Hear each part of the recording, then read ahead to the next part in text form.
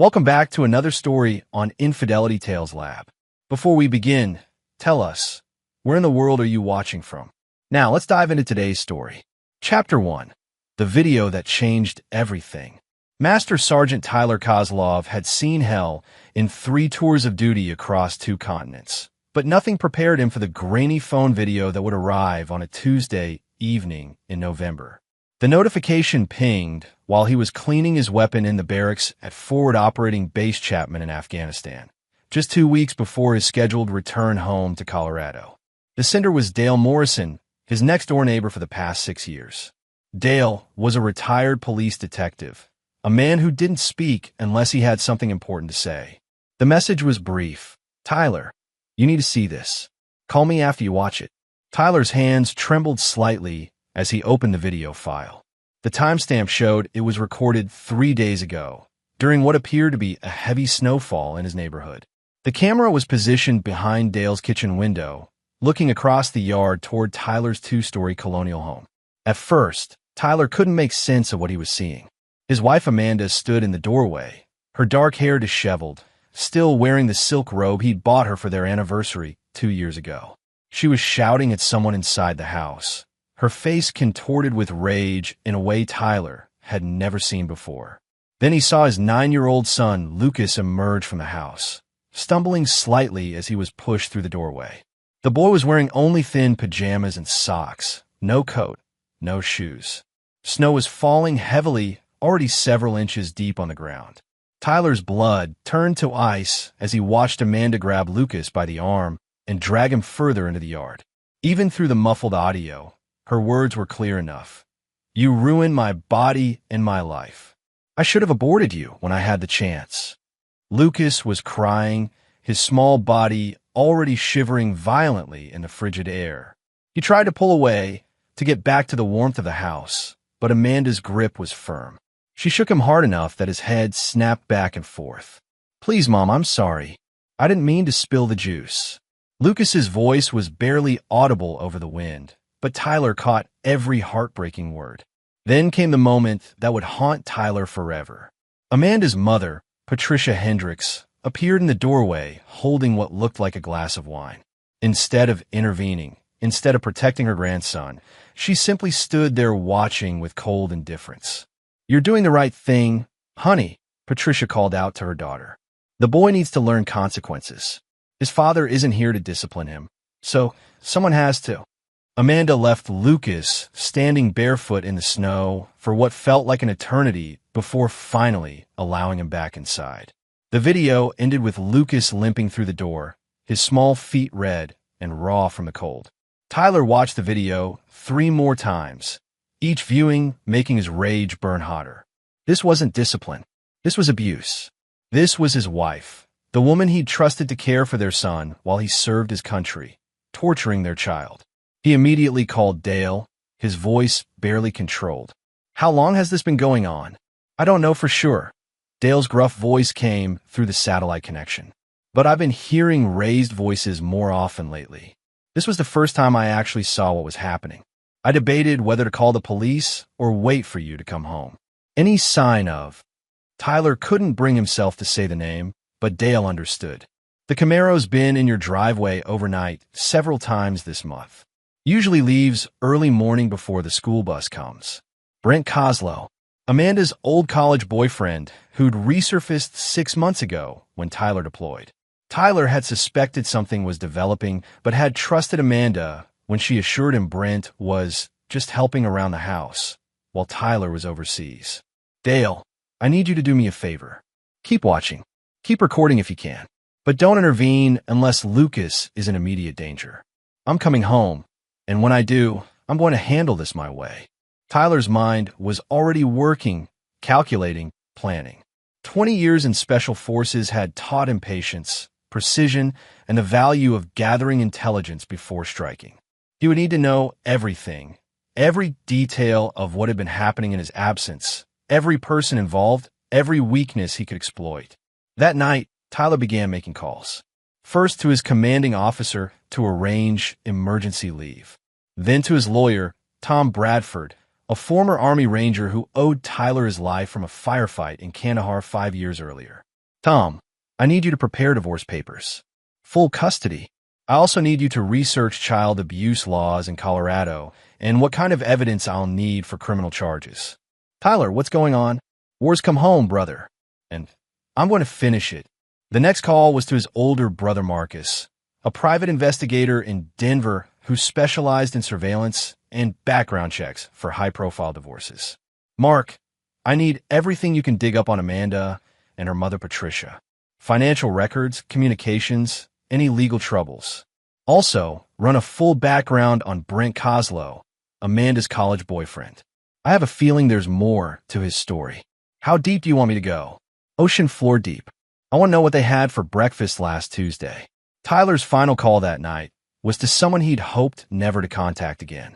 Vincent Torino ran a private security company in Las Vegas, staffed entirely by former special operations personnel.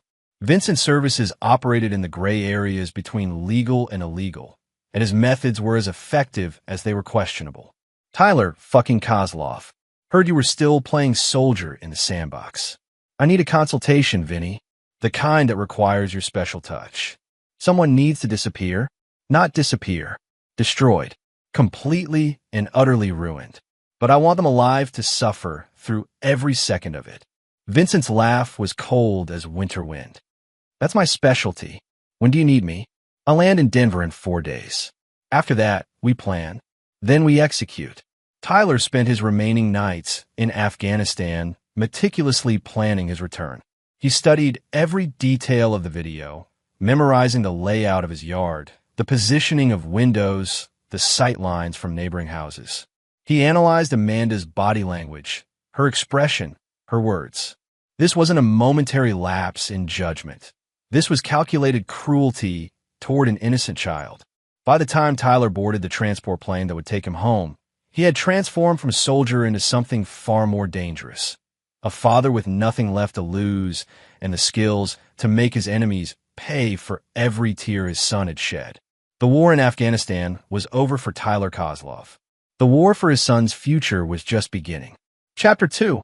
Intelligence Gathering. Tyler's return to Colorado Springs was deliberately low-key. Instead of going straight home, he checked into a modest motel 15 miles away under a false name, a skill Vincent had taught him years ago. He needed time to observe, to gather intelligence, to understand exactly what his family had become in his absence.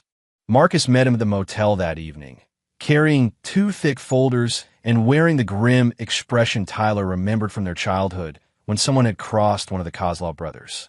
"You're not going to like what I found," Marcus said, settling into the room's single chair while Tyler remained standing, his military bearing unchanged even in civilian clothes. Start with Amanda. Marcus opened the first folder. Your wife has been busy. Bank records show she's been withdrawing cash regularly. Small amounts, but frequent. 300 here, 500 there. Adds up to about 4,000 over the past 2 months. Untraceable spending money. Gets better. I tracked her cell phone records. Hundreds of texts and calls to Brent Coslow, but also to several numbers I couldn't immediately identify. So I dug deeper.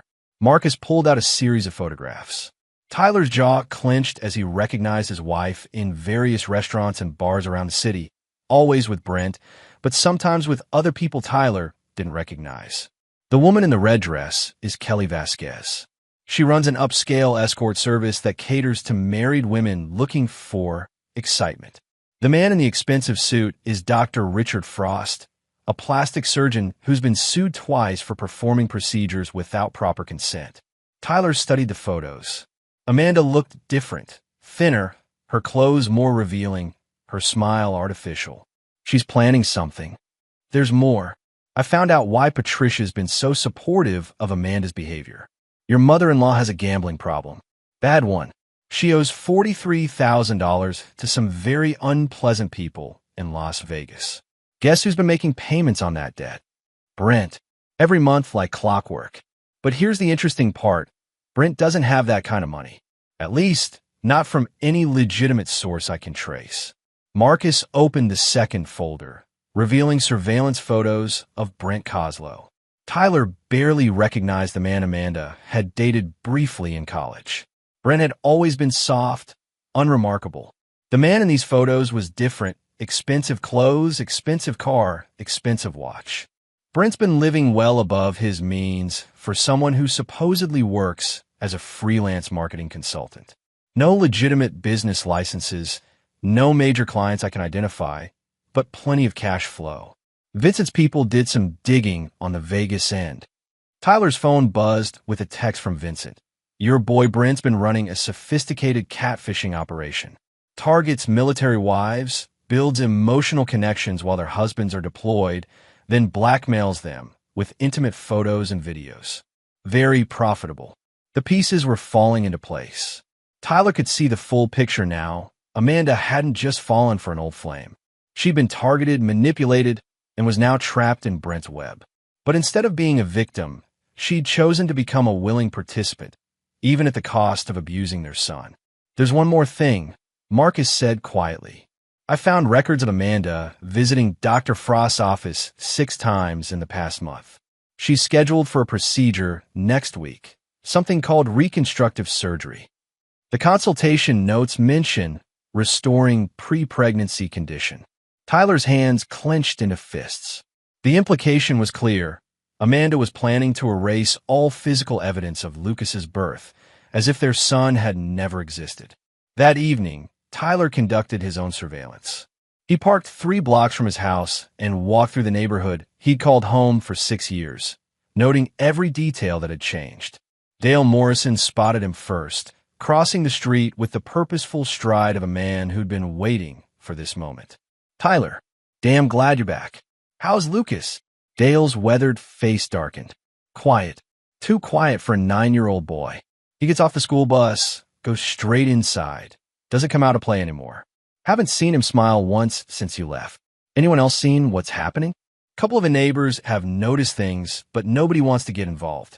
The Hendersons moved out last month, said they couldn't stand listening to the shouting anymore. Tyler spent 2 hours walking the perimeter of his property, identifying sight lines, escape routes, and potential surveillance positions. His house, once a symbol of the American dream he'd fought to protect, now felt like enemy territory. At midnight, Tyler was positioned in the tree line behind his house when Brent's red Camaro pulled into the driveway. Tyler watched through night vision binoculars as his wife ran out to greet her lover, throwing herself into his arms with an enthusiasm she'd never shown Tyler. They disappeared inside, and Tyler fought every instinct telling him to storm in and end this immediately. But patience was a weapon, and Tyler had learned to wield it with surgical precision. An hour later, Tyler's phone vibrated with a message from Dale. Boys crying again. 3rd night this week. Through his binoculars, Tyler could see Lucas's bedroom window on the 2nd floor. A faint light was visible, probably his son hiding under the covers with a flashlight, trying to find comfort in books while his mother entertained her lover downstairs. Tyler made a decision that would haunt him forever. He climbed the old oak tree that bordered his property and positioned himself outside Lucas's window. The boy was indeed reading under the covers, but Tyler could see the tear stains on his cheeks, the way his small body flinched at every sound from below. Tyler tapped gently on the window. Lucas looked up, terrified at first. Then his eyes widened in disbelief. "Daddy," he whispered. Tyler held a finger to his lips, then pointed to the window latch. Lucas understood immediately, quietly opening the window, just enough for them to whisper. "I'm here, buddy. Daddy's home. But Mom said you weren't coming back for weeks." She said. Lucas's voice broke. "She said you might not come back at all. I'm here now, and I'm never leaving you again. But I need you to be brave for a little while longer. Can you do that for me?" Lucas nodded solemnly, far too mature for his 9 years. "I need you to pretend you never saw me tonight. Don't tell anyone. And if anyone hurts you again, you have this." Tyler handed Lucas a small device through the window. "It's a panic button. You press it, and I'll know you need help immediately." "Are you going to fix everything, Daddy?" Tyler looked into his son's eyes that had seen too much, suffered too much in his absence. "Yes, son. Daddy's going to fix everything." The next morning, Tyler returned to his surveillance position just as the school bus arrived. He watched Lucas walk to the curb, his backpack heavy, his shoulders slumped. The boy looked back at the house once before boarding the bus, and Tyler saw something in his son's expression that crystallized his resolve. Hope. Lucas believed his father would save him, and Tyler would burn down the world before he'd let that belief prove false. That afternoon, Tyler met with Vincent Torino at a discreet restaurant in downtown Denver. Vincent looked exactly as Tyler remembered. Expensive suit, predatory smile, eyes that had seen too much violence to ever be completely civilized. "So what's the play?" Vincent asked after Tyler laid out the situation. "I want them destroyed. Not killed, that's too easy. I want them to live with the consequences of what they've done. I want them to understand that crossing Tyler Kozlov was the worst mistake of their pathetic lives. Brent's the easier target. His whole operation depends on staying under the radar. A few strategic moves, and I can have the FBI crawling up his ass by Friday." "No, too quick. I want something more personal." Vincent's grin widened. "You always were a vindictive bastard. I like it. What about the wife? Amanda chose her side when she put her hands on my son. She's going to learn that some choices have permanent consequences. And the mother-in-law?" Tyler's expression went completely cold. "Patricia Hendricks handed her daughter a drink and told her she was doing the right thing while my son stood barefoot in the snow. She's going to pay for every second of his suffering." Vincent leaned back in his chair, studying Tyler like a chess player contemplating his next move. "This is going to be expensive. And messy. I don't care about expensive. As for messy," Tyler's smile was winter cold. "They started this war when they hurt my boy. I'm just going to finish it." Chapter 3. The Trap Begins. Lucas was the key to everything. Tyler realized that any plan for revenge had to begin with getting his son to safety, both physical and legal. The boy was the only innocent in this mess, and Tyler would not allow his quest for justice to cause Lucas any more pain. Tyler spent the next week conducting careful surveillance while maintaining the fiction that he was still in Afghanistan. Amanda had no idea he was home, which gave him the perfect opportunity to document her behavior and build an airtight case for full custody. Working with Marcus and a team of private investigators, Tyler gathered evidence methodically. Hidden cameras captured Amanda's verbal abuse, her neglect, and her increasingly erratic behavior as she spiraled deeper into Brent's web of manipulation. The evidence was damning. Amanda leaving Lucas alone for hours while she met with Brent, screaming at the boy for minor infractions, and worst of all, threatening him when he asked when his father was coming home. But Tyler needed more than evidence of abuse. He needed Amanda to reveal her true intentions, to expose the depth of her betrayal in a way that would strip away any sympathy a family court judge might have for her. The opportunity came when Tyler learned about Amanda's scheduled surgery with Dr. Frost. Through Vincent's contacts, Tyler discovered that Amanda wasn't just planning reconstructive surgery. She was planning to completely reinvent herself. New face, new body, new identity documents that Vincent's people had helped her acquire. Amanda was planning to disappear with Brent, leaving Lucas behind. Tyler felt something cold and final settle in his chest when he learned this. Whatever love he'd once felt for Amanda died in that moment, replaced by something far more dangerous: absolute clarity of purpose. The trap Tyler designed was elegant in its simplicity. Using his connections in military intelligence, Tyler created a false identity as a wealthy defense contractor looking to relocate his family to a small town where Brent could start fresh with his new consulting business. Vincent's people made contact with Brent through intermediaries, dangling the promise of a $2 million contract for marketing services. Brent took the bait immediately. His greed, combined with his arrogance, made him the perfect mark. Within days, he was planning to move Amanda and himself to Montana, where their new life would begin just as soon as Amanda's surgery was complete. But Tyler had no intention of letting them leave Colorado. Instead, he would use their escape plan to expose them publicly and ensure they face consequences for every crime they'd committed. The first phase of Tyler's revenge began on a Tuesday morning when Lucas was safely at school.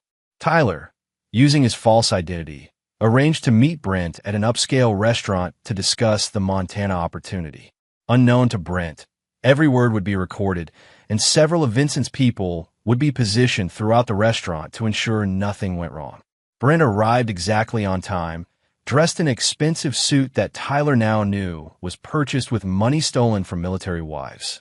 Tyler barely contained his rage as he shook hands with the man who had destroyed his family. "Mr. Davidson," Brent said, using Tyler's false name. "I have to say, your offer sounds too good to be true." "Good things come to those who position themselves correctly," Tyler replied, studying Brent's body language. The man was nervous but trying to project confidence. "I understand you have experience working with military families?" Brent's smile faltered slightly. "Some experience, yes. It's a specialized market." "Indeed. Loyalty is so important in that community. I imagine trust is everything." "Absolutely. You have to understand their unique vulnerabilities." Tyler felt his jaw clench at the casual way Brent discussed exploiting military families, but he maintained his cover. "My research indicates you've been quite successful in Colorado. Several satisfied clients, I'm told. Very satisfied. In fact, I'm helping one family right now transition to a new chapter in their lives. The husband has been overseas, and sometimes absence makes people realize what they really want. How fortunate for them to have your guidance." Tyler spent 2 hours drawing information from Brent, learning details about his operation that would eventually be turned over to federal investigators. But more importantly, Tyler learned about Brent's plans for Amanda and his complete disregard for Lucas's welfare. "The kid's not really part of the equation," Brent said when Tyler asked about Amanda's family situation. "Amanda's made it clear she wants a fresh start. Kids can be complicated. What about the father? Won't he object to his child being relocated?" Brent's laugh was ugly. "Military guys like that, they're all the same. They think they're heroes, but they're just suckers fighting someone else's war while their real lives fall apart at home. By the time he figures out what happened, we'll be long gone." Tyler excused himself to the bathroom, where he spent 5 minutes staring at his reflection in the mirror, fighting the urge to return to the table and snap Brent's neck. Instead, he returned and concluded the meeting with promises to finalize their arrangement within the week. That evening, Tyler finally made contact with Lucas directly. He waited until Amanda left the house, another meeting with Brent at a hotel across town, then used his key to enter his own home for the first time in months. Lucas was in his room doing homework when Tyler appeared in the doorway. The boy looked up, and for a moment Tyler saw the fear that had become his son's default expression. Then recognition dawned, and Lucas launched himself into Tyler's arms with a sob that broke his father's heart. "Daddy, you're really here." "I'm here, buddy. I'm here, and I'm never leaving you again." Tyler held his son while Lucas cried out months of fear, loneliness, and confusion. When the tears finally stopped, Tyler sat on the bed and looked directly into his son's eyes. "Lucas, I need you to listen to me very carefully. What's been happening to you is not your fault. None of it. Do you understand?" Lucas nodded, but Tyler could see the doubt in his young face. "Your mother is sick, buddy. She's not thinking clearly, and she's been saying and doing things that are wrong. But that doesn't mean there's anything wrong with you. Is she going to get better?" Tyler chose his words carefully. Sometimes when people get sick like this, they have to go away for a while to get help. But you're going to be safe. I promise you that. Are you really staying home now? Yes. And I'm going to make sure you never have to be afraid again. Tyler spent an hour with Lucas, reading together, talking about school, trying to restore some normalcy to his son's life. When they heard Amanda's car in the driveway, Tyler slipped out through the back door, but not before giving Lucas the most important instruction of all. "Remember what I told you about pretending you never saw me? That's still important. But if anyone asks you about what's been happening here, you tell them the truth. Every bit of it. Can you do that?" "Yes, sir." "Good boy. I love you, Lucas." "I love you too, Daddy." The next phase of Tyler's plan required perfect timing. Amanda's surgery was scheduled for Friday morning, which meant she would be under anesthesia and unable to communicate for several hours. During that window, Tyler would execute the most critical part of his revenge, ensuring that both Amanda and Brent were exactly where he wanted them when the trap finally closed. Thursday night, Tyler received confirmation from Vincent that everything was in place. Federal investigators were ready to move on Brent's operation. Child Protective Services had reviewed the evidence against Amanda and were prepared to remove Lucas from her custody immediately. Tyler's divorce attorney had filed papers that would freeze all of Amanda's assets and prevent her from leaving Colorado. Most importantly, Tyler had arranged for Lucas to be picked up from school Friday afternoon by Tyler's sister Jennifer, who lived in Denver and had already been briefed on the situation. Lucas would be safe and far away when the consequences of his mother's choices finally caught up with her. Friday morning arrived gray and cold, much like the day captured in Dale's video months earlier. Tyler positioned himself across from Dr. Frost's office, watching as Amanda entered the building for what she believed would be the final step in her escape plan. She had no idea that Tyler had spent the night systematically destroying every aspect of the new life she tried to build with Brent.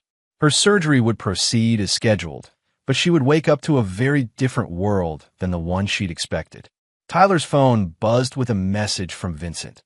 Federal agents are moving on your boy Brent in 10 minutes. You sure you don't want to be there to watch? Tyler typed back, I'll have better seats for the main event. The main event would be Amanda's awakening. When she discovered that her lover was in federal custody, her mother was facing her own reckoning, and her son was beyond her reach forever. But first, Tyler had one more stop to make. Patricia Hendricks was about to learn that some sins demand immediate payment, and Tyler Kozlov was an excellent debt collector. Chapter 4. The Mother-in-Law's Reckoning.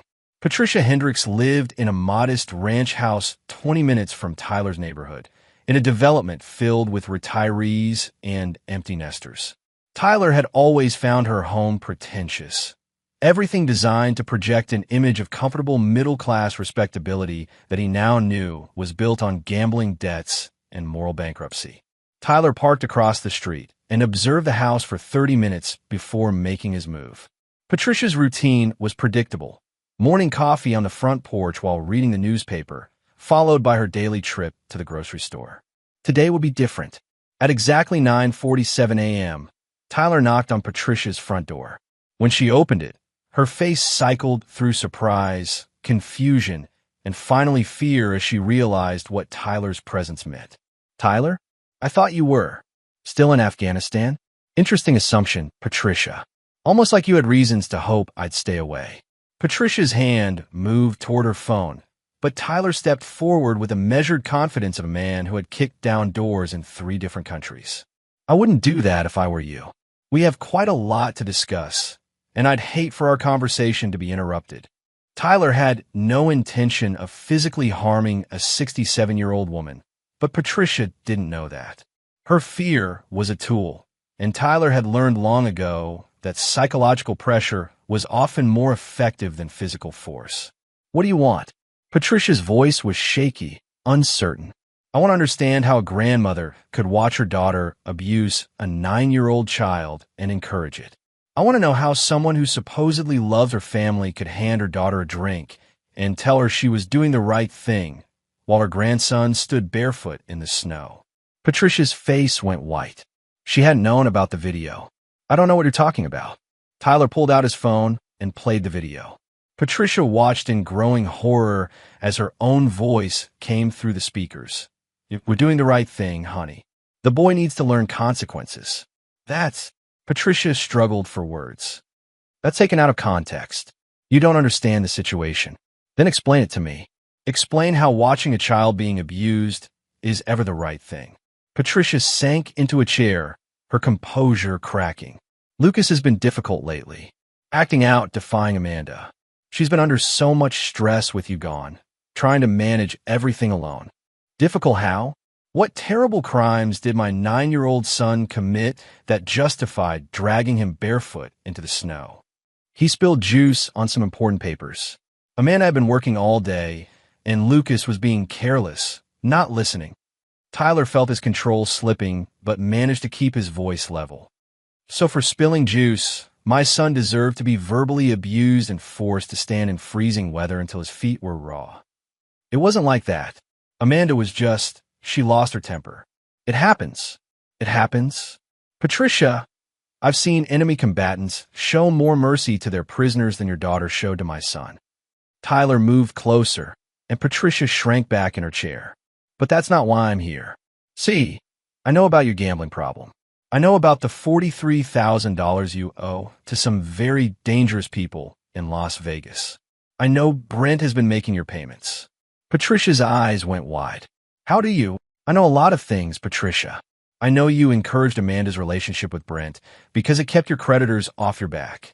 I know you've been helping them plan their escape to Montana. And I know you were perfectly willing to let them abandon Lucas to protect your own skin. That's not true. I love that boy. Love. Tyler's voice was deadly quiet. You call what I saw in that video love? You stood there with a drink in your hand and watched my son suffer, then told his abuser she was doing the right thing. That's not love, Patricia. That's evil. Tyler pulled out a folder and dropped it on the coffee table in front of her. These are copies of your financial records, your communications with Brent, and statements from witnesses who've seen you encourage Amanda's behavior. Tomorrow morning, Child Protective Services will receive a full report detailing your role in the abuse of your grandson. Patricia fumbled through the papers, her face growing paler with each page. Tyler, please. I made mistakes, but I was trying to help Amanda cope with. Cope? By torturing a child. It wasn't torture. You're being dramatic. Tyler pulled out his phone again and called a number. After a moment, a gruff voice answered. Detective Morrison. Dale, it's Tyler. Would you mind coming over to Patricia Hendricks' house? I think she'd like to hear your perspective on what we saw that night. Patricia looked confused until Tyler explained. Patricia, meet Dale Morrison.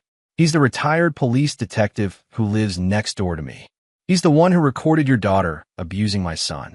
He's also the one who'll be testifying about what he witnessed.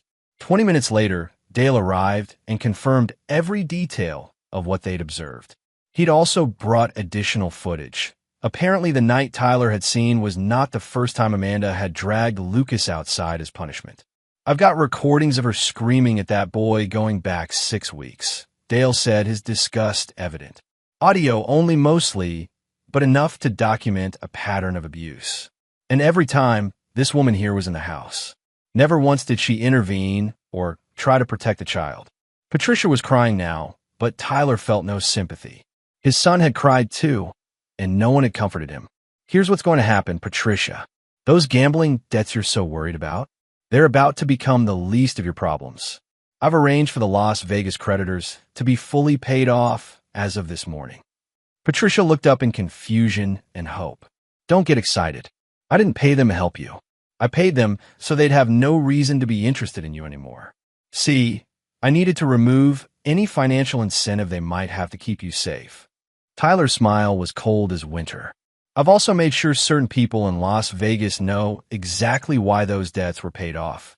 Turns out, some of those casino owners have grandchildren of their own. They have very strong feelings about people who hurt kids. Patricia's face went white as she understood the implication. Tyler, you can't. I can and I have. But don't worry, Patricia. I'm not a monster like you and your daughter. I'm giving you a choice. Tyler stood and walked to the window, looking out at the neighborhood where Patricia had lived peacefully for 15 years while harboring such darkness in her heart. Choice 1. You sign a full confession detailing your role in enabling Amanda's abuse of Lucas.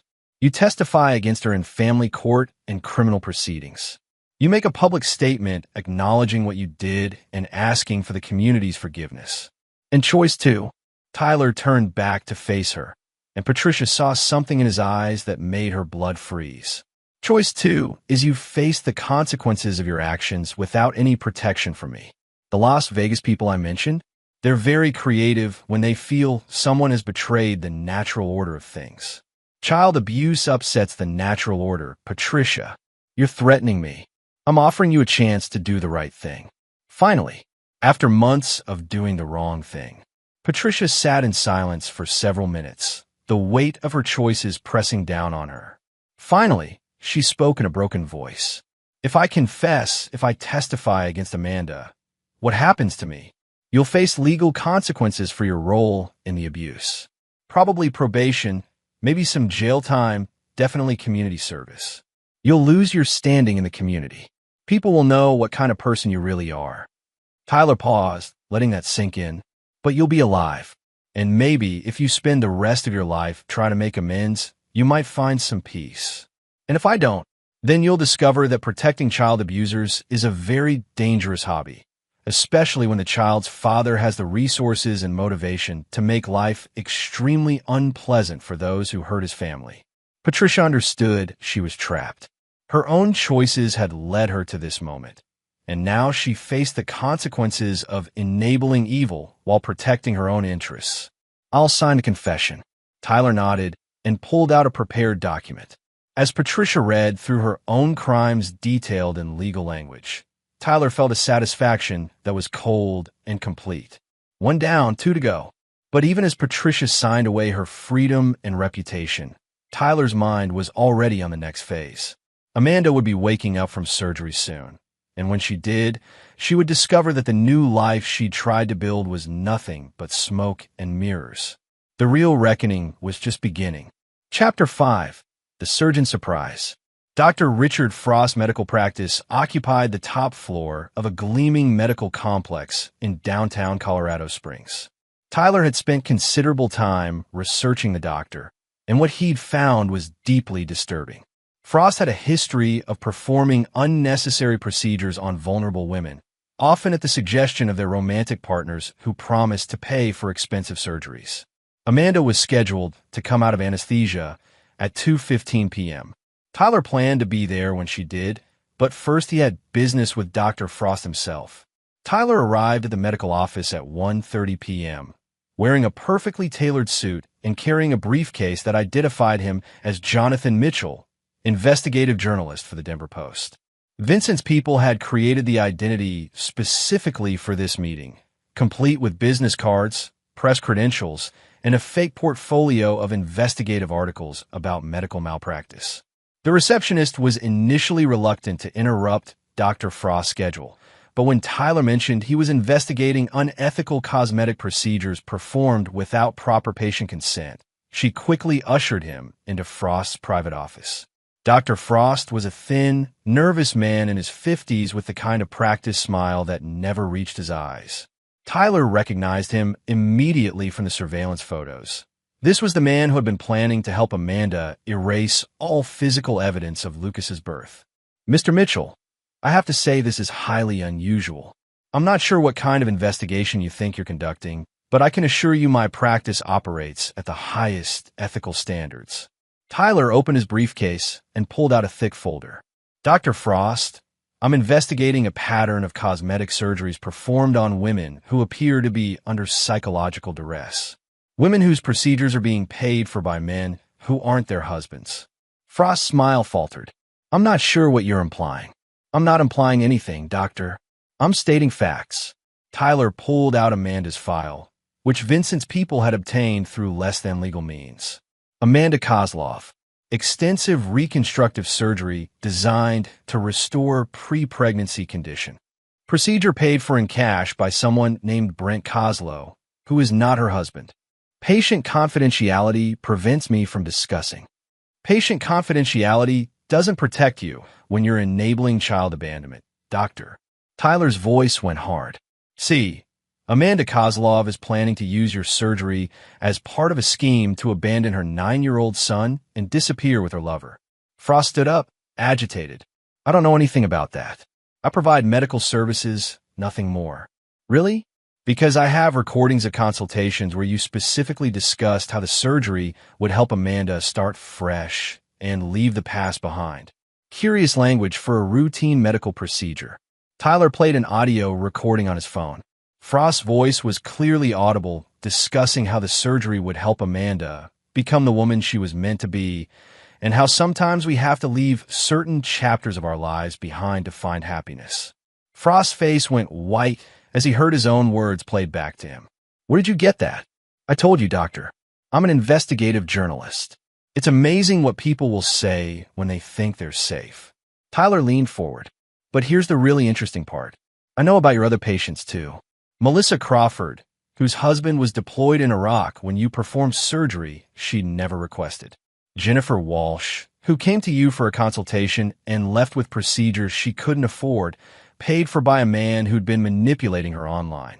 Tyler pulled out more files, each one documenting cases where Dr. Frost had performed surgeries on women who appear to be under psychological manipulation. I'm thinking there's a pattern here, Doctor. A very ugly pattern. Dr. Frost sank back into his chair, his confident demeanor cracking. You don't understand. These women came to me asking for help. I provided medical services. Help? Or did you provide a way for predators to erase evidence of their victims' previous lives? Did you provide a way for women to abandon their children and disappear? I never. I didn't ask what they planned to do after the surgery. You didn't ask because you didn't want to know, because knowing would have made you complicit in something even you couldn't rationalize. Tyler stood and walked to the window overlooking the parking lot. Amanda's car was just pulling in for her post-surgery follow-up appointment. Dr. Frost, I want you to know that Amanda Kozlov's husband is Master Sergeant Tyler Kozlov, currently on emergency leave from Afghanistan. He's a decorated Special Forces operator who spent the last 20 years defending this country. Tyler turned back to face the doctor. He has no idea his wife was planning to abandon their son and disappear. But he's about to find out because I'm going to tell him. And then I'm going to ask him what he thinks should happen to the people who helped his wife plan to abandon his child. Frost was sweating now. What do you want from me? I want you to call Amanda Kozlov and tell her that her surgery was unsuccessful. Tell her there were complications, that you need to keep her under observation for several more hours. I can't do that. It would be lying to a patient.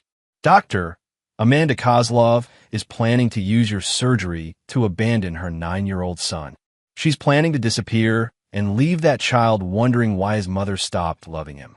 If you think lying to her is worse than enabling child abandonment, then you're an even more despicable human being than I thought. Tyler pulled out his phone and showed Frost the video of Amanda abusing Lucas. The doctor watched in horrified silence as Amanda dragged her son barefoot into the snow. That's the woman you helped, Doctor. That's the mother who is so eager to start fresh that she was willing to torture her own child. Frost stared at the video, his face pale and sick. I didn't know. You didn't want to know. But now you do, and you have a choice. You can continue enabling child abuse, or you can do the right thing. Dr. Frost reached for his phone with a trembling hand. What exactly do you want me to tell her? Tell her the truth. Tell her that her surgery was designed to help her abandon her son, and that you can't be part of that anymore. Tell her that the police are on their way to arrest her for child abuse. Are they? Tyler smiled grimly. They will be, right after you make that call. 20 minutes later, Tyler sat in his car in the medical complex parking lot, watching as 2 Colorado Springs police officers escorted a bandaged and confused Amanda from Dr. Frost's office to a waiting patrol car. Her charges would include child abuse, child endangerment, and conspiracy to commit kidnapping. But Tyler wasn't done yet. Amanda's arrest was just the beginning. He still had to face Brent Kozlow, the man who had orchestrated this entire nightmare. And unlike Amanda and her mother, Brent would receive no mercy, no chance for redemption. Some sins were unforgivable, and Tyler Kozlov never forgot a debt. Chapter 6, The Lover's Downfall. Brent Kozlow's arrest by federal agents had been swift and professional. His sophisticated catfishing operation, which had targeted dozens of military wives across multiple states, was now evidence in a federal investigation that would likely result in a 20-year prison sentence. But Tyler wasn't satisfied with letting the justice system handle Brent. Federal prison was clean, safe, predictable. Tyler wanted something more personal, more fitting for a man who had destroyed families and manipulated vulnerable women. Vincent's team had done exceptional work. Within hours of Brent's arrest, they had systematically dismantled every aspect of his life. His bank accounts were frozen, his apartment lease was terminated, and his expensive possessions were already being sold to pay restitution to his victims. But Tyler's revenge went deeper than financial ruin. He had spent weeks studying Brent's psychology, understanding his weaknesses, his fears, his desperate need to be seen as successful and important. Tyler's plan would strip away everything Brent valued about himself and leave him with nothing but the truth of what he really was, a pathetic predator who targeted the families of deployed soldiers. Brent was being held in the Jefferson County Detention Center pending his federal hearing. Tyler used his military connections to arrange a visit, presenting himself as a federal investigator following up on the case. When Brent was brought to the interview room, Tyler barely recognized him. Gone was the confidence, the expensive clothes, the predatory smile. Brent looked exactly like what he was, a frightened man who had finally been caught. "Mr. Kozlow, I'm Special Agent Davidson with Military Criminal Investigations." Tyler used the same false identity he'd employed when meeting Brent at the restaurant. "I need to ask you some questions about your operation and specifically about Amanda Kozlov." Brent shifted nervously in his chair. "I've already talked to the FBI. I'm not saying anything else without my lawyer." "That's your right, of course. But I thought you might be interested to know that Amanda has been arrested for child abuse. Apparently, she was caught on video torturing her 9-year-old son." Tyler watched Brent's face carefully. He was looking for any sign of remorse, any indication that Brent felt responsible for what had happened to Lucas. Instead, he saw only calculation and self-interest. "That has nothing to do with me. I never told her to hurt the kid." "But you knew about it, didn't you? You were in the house when it happened." Brent's eyes darted around the room, looking for escape routes that didn't exist. Sometimes Amanda got frustrated with the boy. Kids can be difficult enough to justify dragging him barefoot into freezing snow. "I wasn't involved in any of that. Whatever Amanda did to her kid, that's on her." Tyler felt his composure slip slightly. Even facing federal charges, even knowing his life was ruined, Brent still refused to take any responsibility for the suffering he'd caused. "Mr. Kozlow, let me share something with you." Tyler pulled out his phone and played the audio recording from their restaurant meeting. Brent's voice filled the room. "The kid's not really part of the equation. Amanda's made it clear she wants a fresh start. Kids can be complicated." Brent's face went pale as he heard his own words. "You knew Amanda was planning to abandon her son. You encouraged it. You helped plan it. I never said she should hurt him. But you didn't care if she did, as long as it served your purposes. You manipulated a vulnerable woman, isolated her from her support system, and turned her against her own child. Also, you could make money and satisfy your pathetic ego."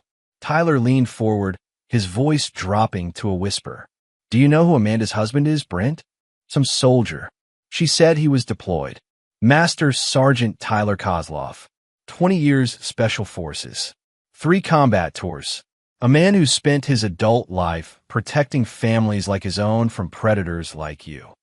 Tyler watched the recognition dawn in Brent's eyes, followed immediately by fear. I'm the man whose family you destroyed. I'm the father of the child you helped torture, and I'm here to make sure you understand the full scope of what you've done." Brent tried to stand, but Tyler remained seated, radiating the kind of calm menace that came from years of controlling life-and-death situations. "Sit down, Brent. We're not finished talking. I want my lawyer. I'm not saying anything else. You don't need to say anything. You just need to listen." Tyler pulled out a tablet and opened a video file. "This is footage from your apartment, recorded over the past 6 weeks. Vincent's people have been very thorough." The video showed Brent in his apartment with Amanda, planning their escape to Montana. But it also showed something else. Brent's casual disregard for Lucas's welfare, his laughter when Amanda described punishing the boy, his encouragement when she talked about leaving Lucas behind. "You see, Brent, I needed to understand who you really were before I decided what to do with you. I needed to know if there was any decency left in you, any remorse for what you'd done." Tyler paused the video on a frame showing Brent laughing while Amanda described Lucas crying during one of her punishment sessions. "There isn't." Tyler put the tablet away and looked directly into Brent's eyes. "So now you're going to learn what happens when you hurt the family of someone like me. You can't threaten me. There are guards, cameras. I'm not threatening you, Brent. I'm explaining your new reality." Tyler's smile was colder than a January morning. "Federal prison is going to be very educational for you. See, most of the men in there have children of their own. They have very strong feelings about people who hurt kids. I never touched the boy. No, but you enabled his abuse. You encouraged it. You plan to profit from it. That makes you guilty in ways that matter more than legal technicalities." Tyler stood and walked to the small window in the interview room. I've made sure that every inmate in whatever federal facility you're sent to will know exactly what you did. They'll know you're the man who manipulated a soldier's wife into abandoning her child. They'll know you laughed while that child suffered. Brent's breathing was becoming rapid and shallow. You can't do that. That's a death sentence. Maybe, or maybe you will just spend the next 20 years learning what it feels like to be powerless and afraid. Maybe you'll experience a fraction of what my son felt every day while you were destroying his family. Tyler returned to his seat and leaned forward. But here's the truly beautiful part, Brent. Even if you survive prison, even if you somehow make it through your sentence, your life is still over. I've made sure that everyone in your hometown knows what you did. Your parents, your siblings, your old friend from college. They've all received packages containing evidence of your crimes. Brent's face crumpled as he realized the full scope of his destruction. I've also arranged for certain information to be shared with your victims' families. You remember them, don't you? The other military wives you manipulated and blackmailed? Their husbands are very interested in meeting you when you get out of prison. Tyler stood and straightened his jacket. You see, Brent, when you decided to target military families, you made a fundamental miscalculation. You thought we were weak, distracted, easy prey.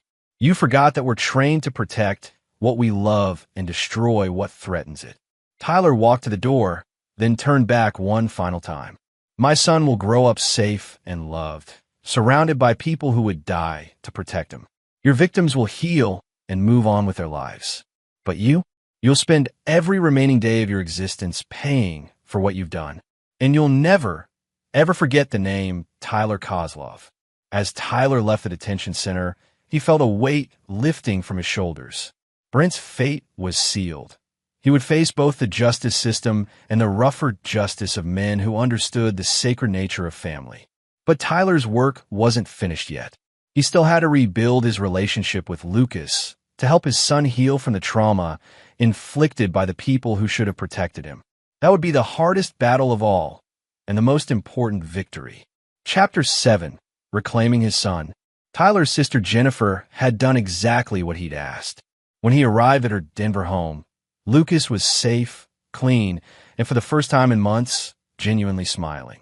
Jennifer had always been Lucas's favorite aunt, and her warm, stable household was exactly what the boy needed while his world was rebuilt around him. But Tyler could see the damage in his son's eyes, a wariness that hadn't been there before his deployment, a way of flinching at sudden movements or loud voices. The boy Tyler had left 9 months ago had been confident and outgoing. The son he was reclaiming was quiet, careful, afraid to take up too much space or ask for too much attention.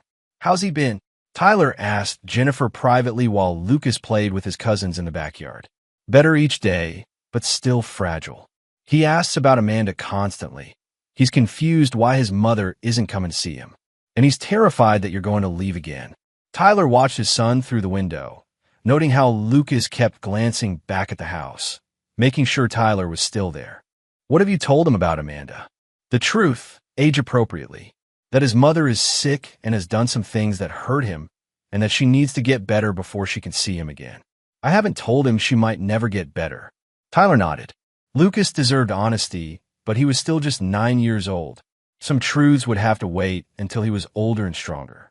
"In the legal situation?" Jennifer's expression darkened. "Tyler, the prosecutor wants to use Lucas as a witness in Amanda's criminal trial. They need his testimony to prove the pattern of abuse." Tyler felt his jaw clench. "No, absolutely not. My son has been through enough without having to testify against his mother in court. The DA says it might be necessary for a conviction. Then they'll have to find another way. I won't put Lucas through that trauma." Tyler's phone buzzed with a message from his lawyer. Family court hearing scheduled for Monday. Full custody hearing. Amanda's attorney is requesting supervised visitation rights. Tyler showed the message to Jennifer, who shook her head in disgust. After what she did to him, her lawyer is arguing that she was under Brent's influence, that she's not fully responsible for her actions. They're claiming she deserves a chance at redemption. Tyler looked out at his son, who was finally laughing as he played with his cousins. Lucas deserved better than having to worry about when his abuser might return his life.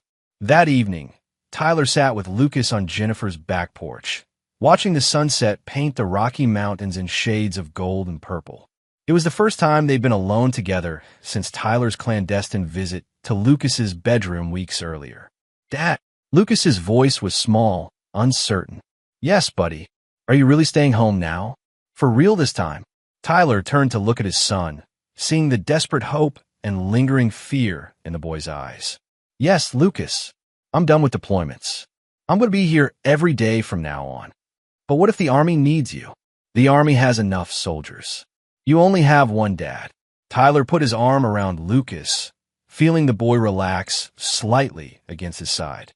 "I'm sorry I wasn't here when you needed me most. It wasn't your fault. You were fighting bad guys. Sometimes the worst bad guys are the ones we trust most." Tyler chose his words carefully. "Lucas, I need you to understand something. What your mother did to you wasn't your fault. None of it. Not the shouting, not the punishment, not the things she said. You did nothing wrong." Lucas was quiet for a long moment. Then, in a voice barely above a whisper, she said, "I ruined her life." Tyler felt his heart break all over again. "Oh, buddy. No, you didn't ruin anything. You're the best thing that ever happened to me.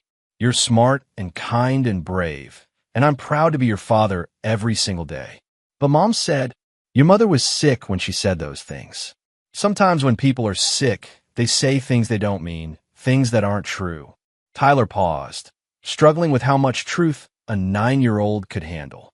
"And sometimes people who are supposed to protect us don't do a very good job of it." Lucas was crying now, quietly, the way children cry when they've learned that showing pain brings more pain. "I missed you so much, Dad. And when Mom got angry, I wish you were there to make her stop." Tyler held his son while the boy cried out months of fear and confusion and pain. This was the real crime. Not just the physical abuse, but the theft of Lucas's innocence, his trust, his belief that the world was a safe place where parents protected their children. "I'm here now, Lucas, and I promise you, nobody will ever hurt you like that again. Not while I'm alive." "What about Mom? Is she coming home?" This was the conversation Tyler had been dreading. Lucas needed to know the truth, but he also needed to feel safe and loved. "Lucas, your mother did some things that were very wrong. She hurt you, and that's not okay. So she's going to have to go away for a while and get help." "For how long?" "I don't know, buddy. Maybe a very long time." Lucas absorbed this in the way children do, accepting information they don't fully understand because the adult they trust is explaining it to them. "Will you get in trouble for taking me away from her?" "No, son. It's my job to protect you. That's what fathers do."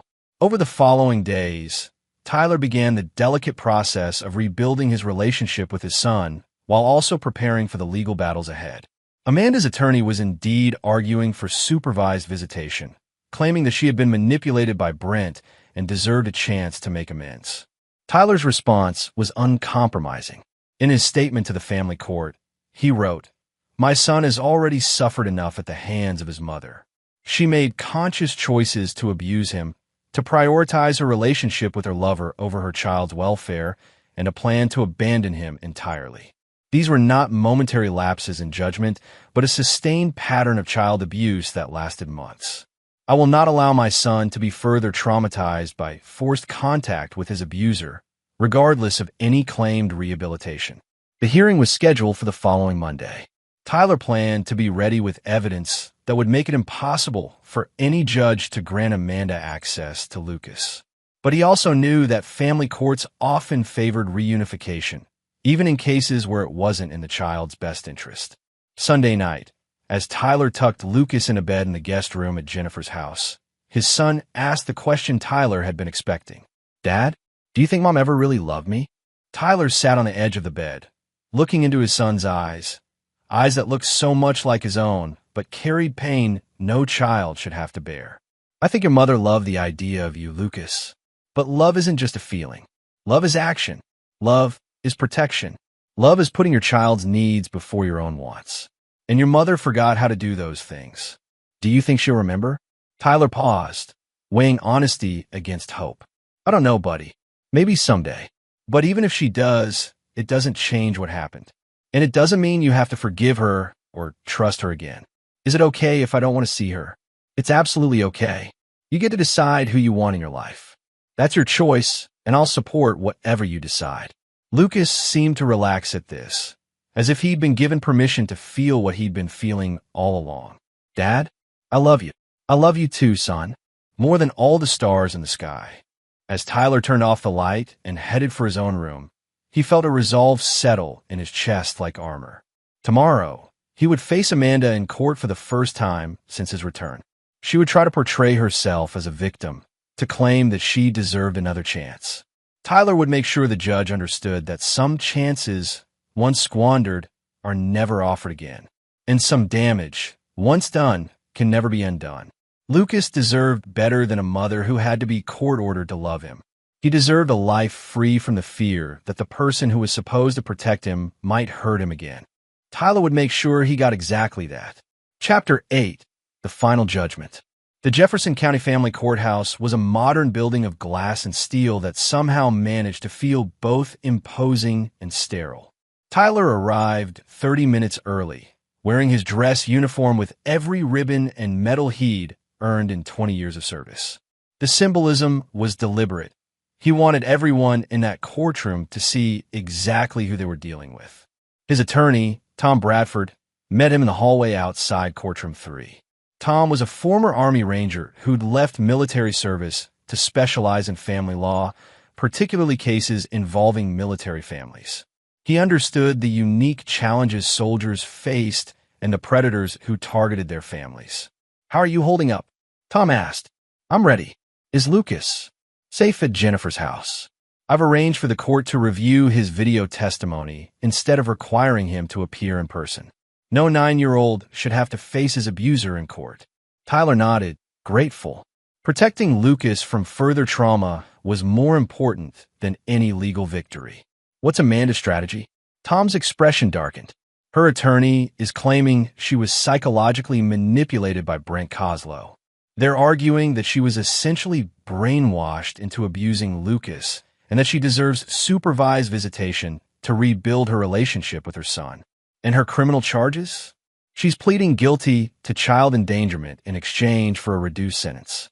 18 months in prison, 3 years probation. Her attorney thinks a guilty plea will show remorse and improve her chances in family court." Tyler felt his jaw clench. 18 months for torturing a child wasn't justice. It was a plea bargain designed to minimize consequences. "Tom, I want you to understand something. Amanda will never have access to my son again. Whatever it takes, whatever legal maneuvers we need, whatever appeals we have to file. She gave up her right to be Lucas's mother when she chose to abuse him." Tyler, family courts lean heavily toward reunification. Judges believe children benefit from relationships with both parents, even when those relationships are complicated. There's nothing complicated about child abuse. She hurt him. She planned to abandon him. And she showed no remorse until she got caught. That's not a complicated situation. That's a dangerous person who shouldn't be around children. At 10 a.m. sharp, they entered Courtroom 3. Tyler immediately spotted Amanda, sitting at the defendant's table with her attorney, a thin woman in an expensive suit who specialized in defending abusive parents. Amanda looked different, thinner, paler, her hair shorter and darker.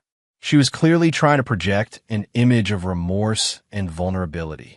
When Amanda saw Tyler enter in his dress uniform, her face went white. They hadn't seen each other since before his deployment, and the man she was looking at now was nothing like the husband she remembered. Tyler's expression was cold, controlled, implacable. This wasn't the man who'd once loved her. This was a soldier who'd identified a threat to his mission. Judge Patricia Williams was a no-nonsense woman in her 50s who'd been handling family cases for over 20 years. Tyler had researched her background extensively. She was fair but tough, and she had little patience for parents who endangered their children. Amanda's attorney spoke first, painting a picture of a vulnerable woman who'd been manipulated by a sophisticated predator. She described Brent's psychological manipulation, his isolation tactics, his financial control over Amanda's life. She argued that Amanda had been as much a victim as Lucas, and that separating them permanently would only compound the trauma. "Your Honor, My client was systematically manipulated by Brent Kozlow over a period of months. She was isolated from her support system, financially controlled, and psychologically abused. The actions she took toward her son were the result of this manipulation, not her true character. Tyler listened to this defense with growing disgust. Amanda was sitting 20 feet away, and not once did she look in his direction or ask about Lucas's welfare. Even now, even facing the loss of her son, she was focused entirely on herself. Tom Bradford's opening statement was surgical in its precision. Your Honor, Master Sergeant Tyler Kozlov served his country faithfully for 20 years, including 3 combat deployments. He trusted his wife to care for their son while he served overseas. That trust was not only violated, it was weaponized against the very child she was supposed to protect. Tom played the video of Amanda abusing Lucas, and Tyler watched the judge's face as she witnessed the raw cruelty of dragging a 9-year-old child barefoot into the snow. Judge Williams's expression grew harder with each passing second. This was not a momentary lapse in judgment, Your Honor. This was a sustained pattern of child abuse that lasted months. The defendant verbally abused her son, physically endangered him, and planned to abandon him entirely. She chose a relationship with her lover over her child's welfare at every opportunity. The next 2 hours were a parade of evidence that painted a devastating picture of Amanda's choices. Dale Morrison testified about what he'd witnessed and recorded. Dr. Frost, facing his own legal troubles, testified about Amanda's plans to use surgery to erase all evidence of Lucas's birth. Patricia Hendricks, as part of her plea agreement, testified about her daughter's escalating abuse and her own role in enabling it. But the most damaging testimony came from Amanda herself. Under cross-examination, Tom Bradford systematically dismantled her claims of being a victim. Mrs. Kozlov, you testified that you were manipulated by Mr. Kozlow, but you chose to accept his financial support for your mother's gambling debts, correct? He was helping my family. You chose to begin a sexual relationship with him while your husband was deployed, correct? I was lonely and confused. You chose to bring Mr. Kozlow into your marital home, where a 9-year-old son lived, correct? Brent was helping around the house, and you chose to drag your son barefoot into the snow while Mr. Kozlow watched from inside the house, correct? Amanda's composure finally cracked. You don't understand the pressure I was under. Lucas was acting out, being defiant. I was trying to manage everything alone while Tyler was gone. So your solution was to abuse your child? I wasn't abusing him. I was trying to teach him consequences.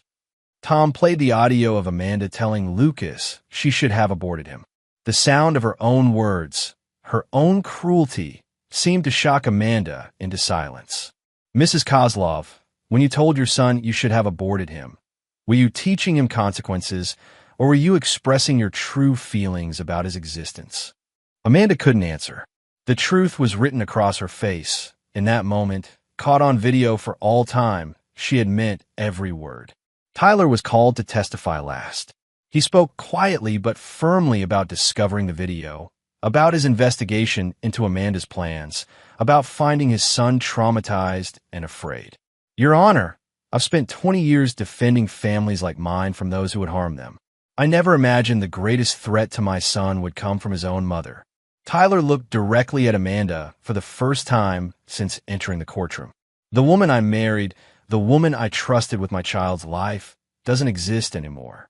She was replaced by someone who could watch a 9-year-old boy suffer and feel nothing but annoyance. That person should never be alone with a child again. Judge Williams recessed for lunch to consider her decision. When court reconvened at 2 p.m., her verdict was swift and final.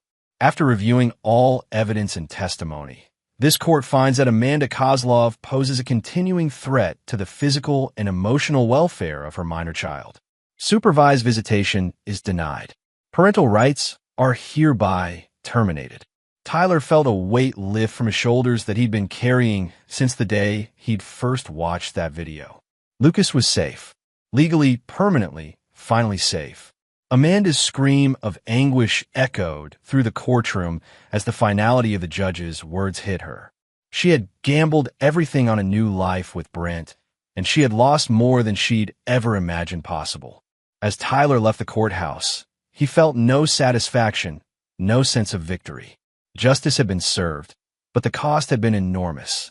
A family had been destroyed, a child had been traumatized, and lives had been ruined by choices that could never be undone. But Lucas was safe. And for Tyler, that was the only victory that mattered. Chapter 9. New Beginnings. 6 months later, Tyler and Lucas were building a tree house in the backyard of their new home in Colorado Springs. Tyler had purchased a modest ranch house in a quiet neighborhood with excellent schools and neighbors who understood the value of privacy and peace. Lucas was different now, older in some ways, but slowly rediscovering the joy and confidence that had been stolen from him. He laughed more often, asked questions without fear, and had stopped flinching when adults raised their voices. The healing was slow but steady, guided by a skilled child psychologist who specialized in trauma recovery. "Dad, do you think the roof is strong enough?" Lucas asked, examining Tyler's handiwork with the serious expression he'd developed when concentrating on important matters. "Let's find out." Tyler climbed up and tested the structure, bouncing slightly on the wooden platform. "Feels solid to me. What do you think?" Lucas climbed up to join his father, his movements more confident than they'd been months earlier. From their perch 12 feet off the ground, they could see most of their neighborhood and the mountains beyond. "I like it up here," Lucas said. "It feels safe." Tyler understood what his son meant. Height meant visibility, control, the ability to see potential threats approaching. It was a warrior's instinct, and Tyler felt a mix of pride and sadness that his 9-year-old son had already learned such lessons. "It's your space, buddy. Nobody can come up here unless you invite them." They worked in comfortable silence for another hour, Tyler teaching Lucas how to use tools safely, how to measure twice and cut once, how to take pride in building something with your own hands. These were lessons Tyler's own father had taught him decades earlier, and passing them on to Lucas felt like completing a circle. Tyler's phone buzzed with a text from Jennifer. "Dinner at my house Sunday?" The kids missed their cousin. "Aunt Jennifer wants to know if we want to have dinner at her house Sunday," Tyler told Lucas. "Can we? I miss playing with Tommy and Sarah." "Of course. Family dinner sounds perfect."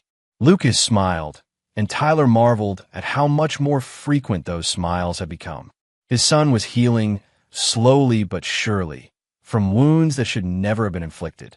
That evening, after Lucas had gone to bed, Tyler sat on his back porch with a beer and reviewed the latest updates from Tom Bradford. Amanda had been released from prison after serving 14 months of her 18-month sentence. She'd immediately violated her probation by attempting to contact Lucas at school and was now facing additional charges. Brent Kozlow was serving his federal sentence at a maximum security facility in Texas. Vincent's Information Network had confirmed that Brent's time in prison was proving as unpleasant as Tyler had predicted. Men who hurt children weren't welcome in any prison population. Patricia Hendricks had completed her community service and was living in an assisted care facility in Nebraska, far from Colorado and any temptation to interfere in Lucas's life. Her gambling addiction had been replaced by an addiction to prescription medications, and she spent most of her days in a pharmaceutical haze that kept her from dwelling on the granddaughter she'd lost through her own choices. Tyler felt no satisfaction in their suffering. Their punishments were simply consequences as natural and inevitable as gravity. Actions had results, choices had costs, and people who hurt children faced the judgment of those who protected them. Dr. Frost had lost his medical license and was working as a medical supply salesman, his career destroyed by his willingness to enable predators. His cooperation with authorities had kept him out of prison, but his reputation was ruined beyond repair. Tyler's own healing was more complex. The guilt of being absent when Lucas needed him most would never fully fade.